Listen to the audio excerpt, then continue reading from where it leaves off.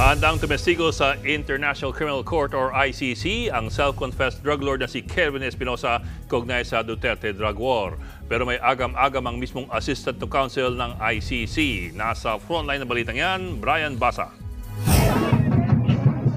Kasunod ng paghahain ng Certificate of Candidacy noong isang linggo sa pagkaalkalde ng Albuera, Leyte, nagpapresko nitong Sabado ang self-confessed drug lord na si Kerwin Espinosa.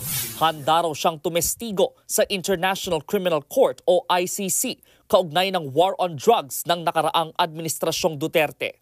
Hindi lang 100, 1,000% para makamit namin ang hustisya sa aking ama na binatay sa loob ng kulungan at ginawa nila ng kwento. Anak si Kerwin ni dating Albuera Mayor Rolando Espinosa na napatay sa loob ng kulungan noong 2016 matapos manlaban di umano. Idinawit noon ni dating Pangulong Rodrigo Duterte ang mag-amang Espinosa sa iligal na droga sa Eastern Visayas. Nakasuhan noon si Kerwin dahil sa illegal drug trade pero naabsuelto. Sa kabila ng alok ni Kerwin na humarap sa ICC, hindi maiwasan ang mga agam-agam. Ayon kay ICC Assistant to Counsel Attorney Cristina Conti, baka ginagamit lang ito ni Kerwin sa kanyang kandidatura. Medyo malabo pa ang tingin ko na content ng sasabihin niya.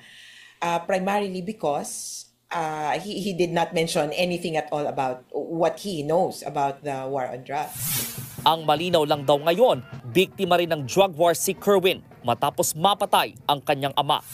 Kahit na anong sabihin ni Kerwin Espinosa, basta patungkol sa war on drugs at sa patayan na nangyari, that would be material and relevant to the investigation. Ngayon kasi, kinukuha ng ICC lahat ng impormasyon tungkol dito. At kasi kailangan nilang tukuyin kung sino ang pinaka-responsable.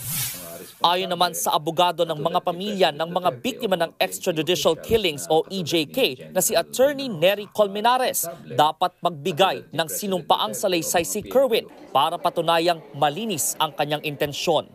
Importanteng witness si Espinosa kung sakaling, una, totoo siyempre ang may personal knowledge sa extrajudicial killings. Pangalawa, malilink niya ito sa mga responsable katulad ni President Duterte o mga PNP officials na katulad ni General De La Rosa. Unang sinabi ni Kerwin na ginawan lang siya ng kwento noon ni dating PNP chief at ngayon Senador Ronald Bato de la Rosa. Humingi na rin siya ng paumanhin kay dating Senadora Laila de Lima na idinawit niya noon sa iligal na droga. Nagbabalita mula sa Frontline, Brian Basa, News 5. Mga kapatid, Ed Lingaw po, maging maalam at may pakialam sa mga napapanahong balita sa ating bansa. Para sa mas malalimang pagtalakay at paghimay sa mga issue at headlines, tumutok lamang at pag-subscribe sa social media pages ng News 5.